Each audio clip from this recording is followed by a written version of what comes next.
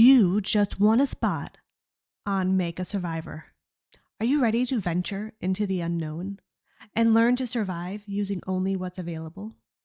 All with a chance to win $250,000 if your team survives the longest. When I received this call, I should have known I hadn't won anything. I'm not a lucky person. Even my initial reaction was one of incredulity. I won? I can't believe it, I said, as a tentative smile spread across my face. I was desperate for something good to happen in my life. I gripped the phone tightly and chugged the water next to me in a fast gulp. Silence on the line until, a few moments later, the guy on the phone repeated his question. The repetition of the phrase drained the enthusiasm from his voice. So, are you ready to venture into the unknown? I nodded. Then, remembering I was on the phone, I cleared my throat and answered, Yep. The man on the phone explained that our challenge was to survive in rural Minnesota, beginning in October, harvesting season. He told me what I could and could not bring, and then, 3 weeks later, I was on a large, crowded plane headed towards MSP Airport. Once the plane landed, and I had collected my old worn luggage bag filled with the limited items each participant on the show was allowed to bring, I spotted a tall blond man whose posture was so straight it made me pull my shoulders back and down. He was wearing scuffed up brown hiking shoes, ripped jeans, and blue and red striped flannel. He held a homemade cardboard sign saying my name, Felicity. His neck strained, scanning the crowd until he spotted me and relaxed. As I walked up to him, he licked his lips and beamed at me. I nodded at him as my left eye twitched, and for some reason my stomach churned. His sunny expression faltered. Okay, he said. I know your name is Felicity. I'm John. He paused before saying his name, as if settling on an identity. Then he stuck out his hand, and I shook it limply, as I gazed out of the corner of my eye into his eyes, which had misted over. John continued, Let's get you into the car. He surveyed the airport, biting his already chewed down thumbnail. His constant surveying of the crowd and nervous energy caused me to flinch and move away as he patted my shoulder. He pulled his hand back quickly, and, in a poor attempt to smooth over the situation, he gestured towards the exit, and we headed out of the large, clear glass doors. As he moved towards the parking lot, a wind gusted, making me shiver, an early sign of the long winter already on its way. Back home in Florida, people would still be complaining about the heat until November. Then John spoke. We have a 6-hour drive ahead of us. Do you need anything to eat? My stomach was queasy. Something was off. I shook my head at his question as I noticed the lack of other people. My eyebrows furrowed. Why isn't there anyone else from the show here? Shouldn't there be a team or something? I asked, adjusting my bag on my shoulder as I yanked my luggage behind me. Good question, but let me help you with that, he replied, and took my luggage before he continued. It would be a waste to have so many people here just to act as a chauffeur. And I know the location of the site. I'm going to be your survival partner, so once we get to the site, the timer will start, and we won't see anyone except each other for a long time. As you know, outside visitors would be considered help, and that would be considered cheating. I'm looking forward to time with you, he said and winked at me. I pursed my lips and glanced away from him. He continued. Plus, when it gets cold, people won't go near the location. There's just no way to get through the snow. He placed my bag in the trunk, and then we both jumped into an old black SUV, him in the driver's seat and I in the passenger seat. I settled back against the cool leather and closed my eyes. He started the car and put on the GPS. About 15 minutes into the drive, but with his eyes still on the road, he asked, "Don't you have any questions?" I shifted, so my back was to him, and gazed out the window, hoping he would think I was sleeping. To me, it didn't matter where I was going. I just needed to get away. However, in my pretense of sleeping, I must have actually dozed off, because when I opened my eyes, a cozy wooden cabin loomed before us. Surrounding the structure was grass, and beyond that, fields of corn and a large patch of land for various vegetables and apple trees. I sat up straighter.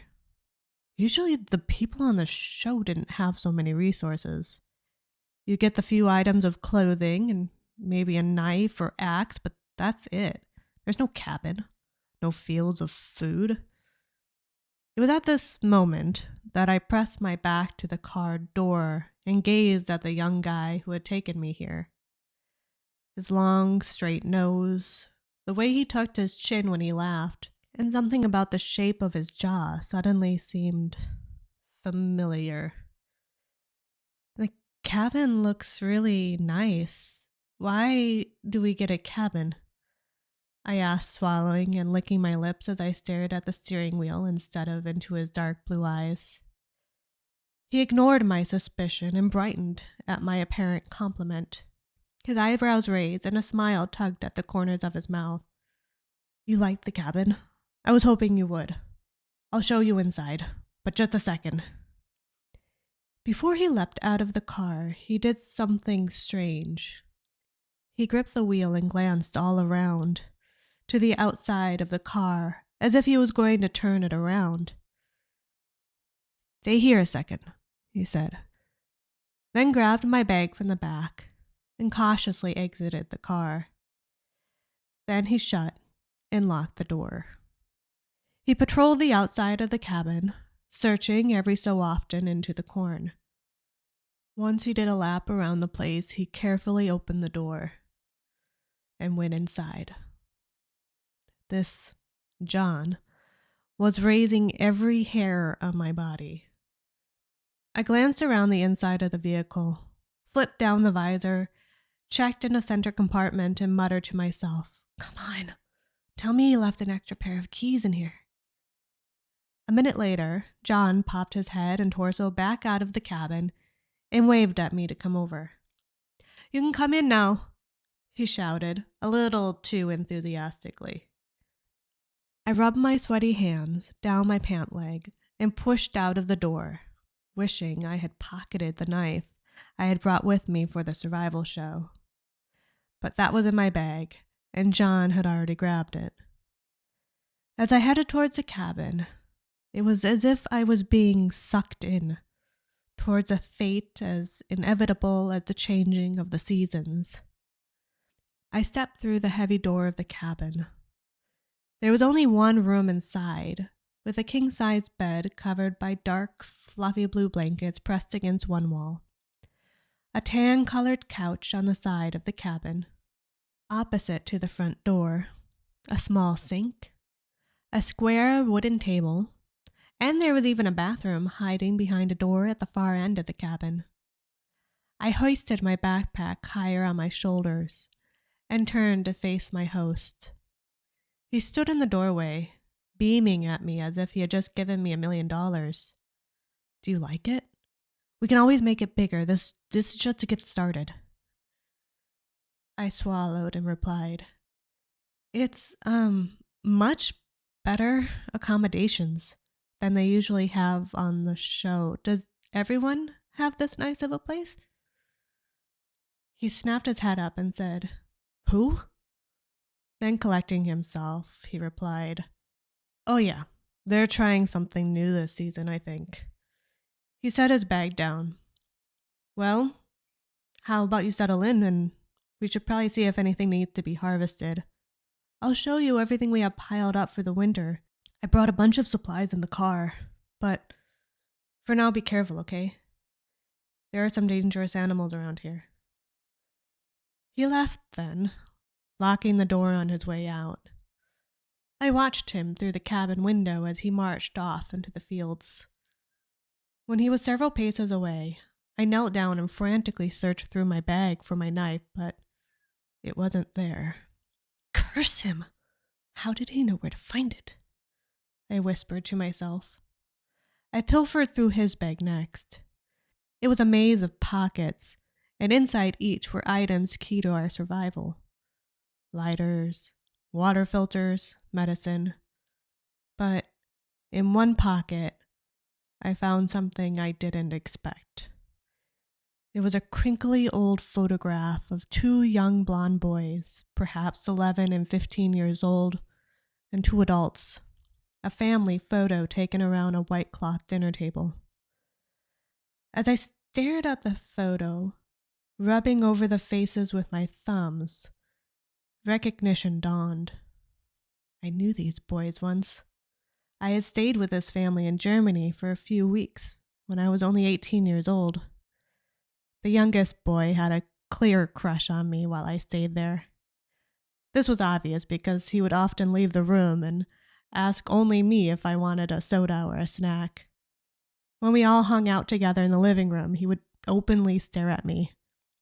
His father constantly called him out on this, causing his face to turn red all the way down his neck, as he asked in a tight voice if anyone else wanted anything, or would drop his gaze to his lap. Honestly, I think this crush was based on my allowing him to play games on my phone, while us adults engaged in our boring grown-up talk. However, even to my young adult years, that talk was anything but boring. One time, I was at a pub with the father and his two sons sitting next to us. He told me in English how his current wife, the mother of the two boys, was never the woman for him. He said he wished he could go back and make it work with the woman he was with before.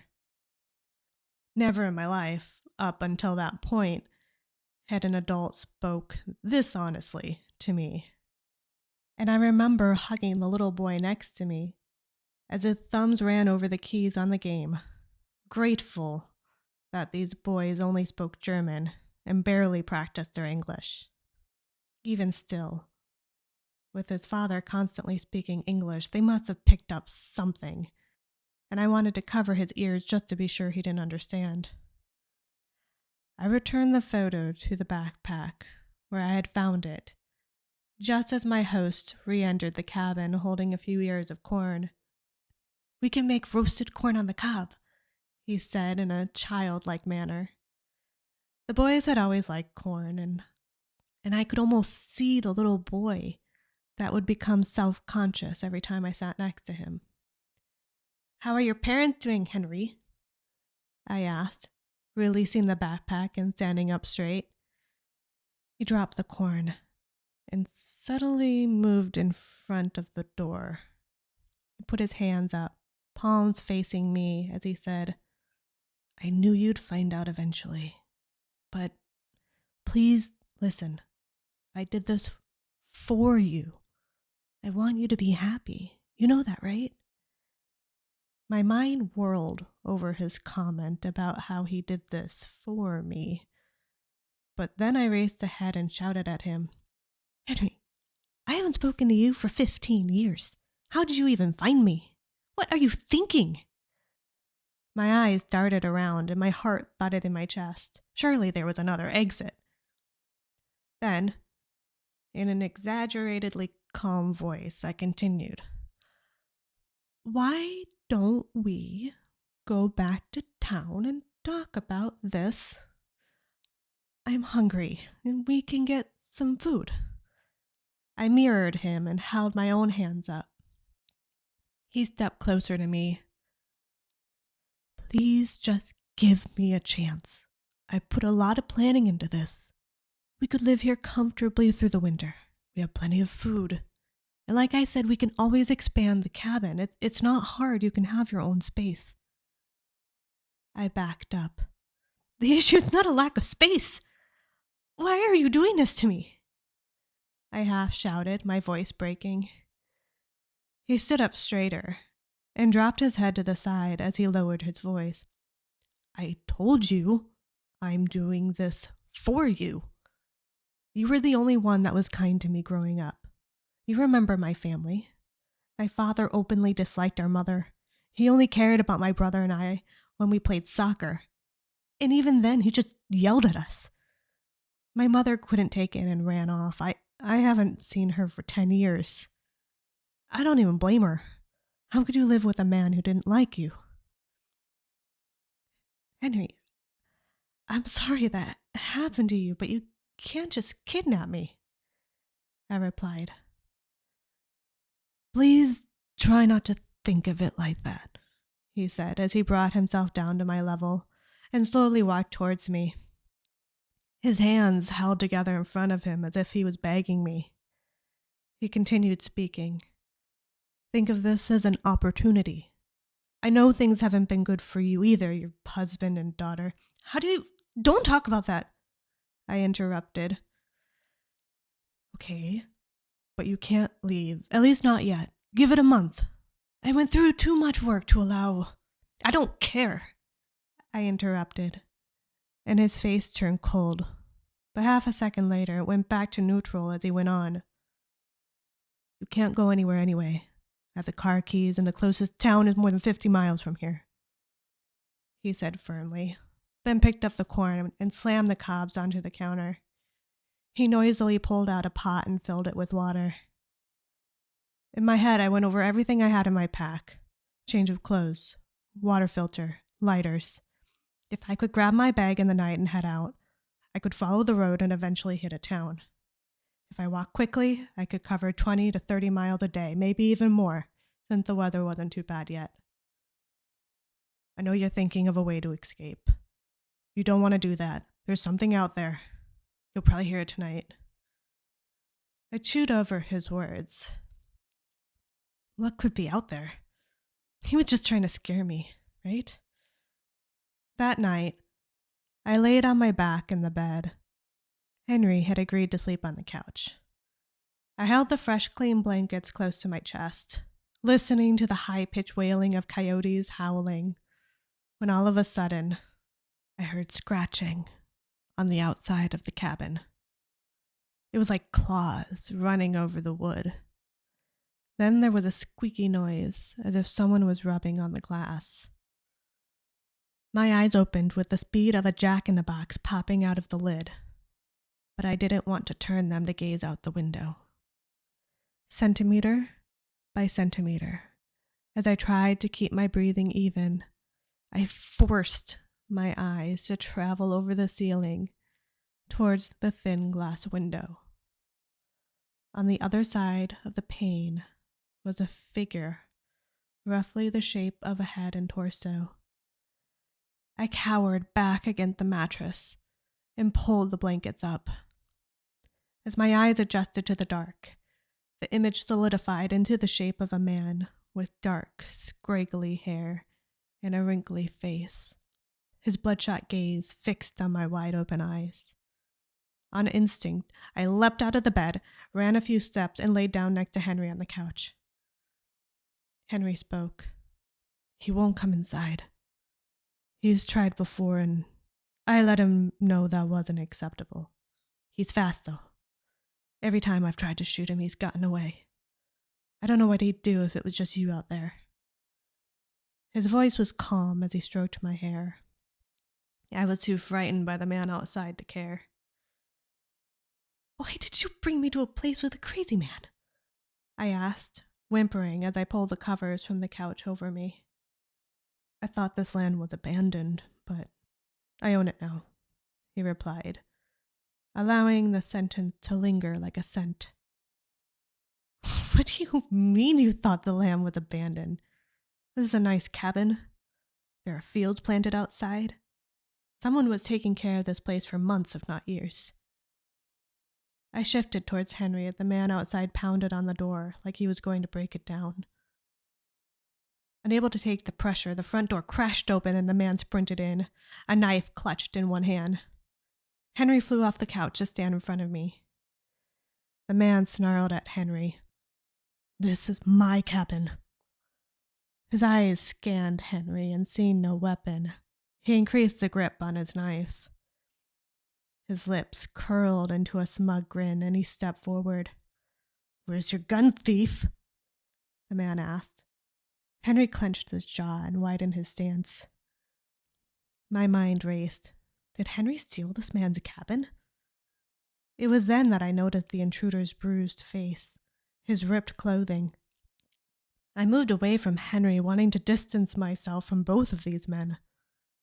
Tracking my movements, Henry shouted, Don't listen to him, Felicity. He's just a bitter old man." "This is my home," growled the man. "Not anymore," Henry responded, and at those words, the man charged him with his knife raised. He crashed into Henry and pushed him back onto the couch. Then both men fell to the floor, and I couldn't tell who was who in the dark. At last, a gurgling scream, and Henry slumped to the ground, holding his stomach. I rushed over to him as blood soaked the cabin floor. The man was tugging on Henry's arm, pulling him out of the cabin. "Stop!" I shouted. "You're making it worse." "I'm not going to let his blood soak my floor," the man grumbled, but let Henry's arm drop, so his body lay in the doorframe, legs still inside the cabin, but his torso outside. I knelt down by Henry's side and held his hand. His lips were moving. I placed my ear close to his mouth, and he said, "Run." Thinking Henry was delirious, I ignored him and turned to the stranger. "Please call the police. He needs an ambulance." "That's not how we do things around here. We take care of our own business." He sighed, then continued, "Speaking of which..." Then I felt a sharp pain in my head, followed by silence. Thank you so much for listening to this original horror story. If you enjoyed it, please feel free to check out the video on the screen now. It's called What's Following Me Up the Stairs, and it's about something mysterious in the basement.